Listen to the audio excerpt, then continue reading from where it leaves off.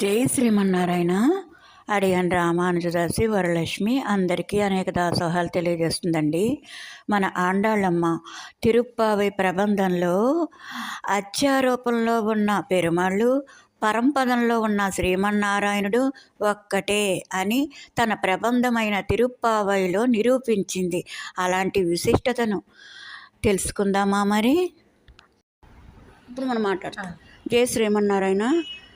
తిరుప్పావై ప్రవచనానికి వచ్చిన భాగవతులందరికీ కూడా దాసోహాలండి.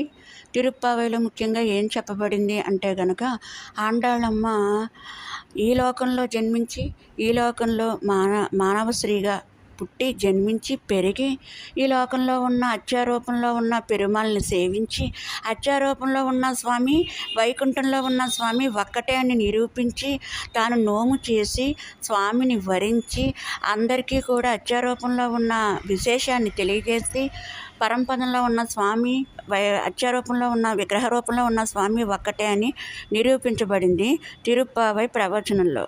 జయ శ్రీమన్నారాయణ. ఇది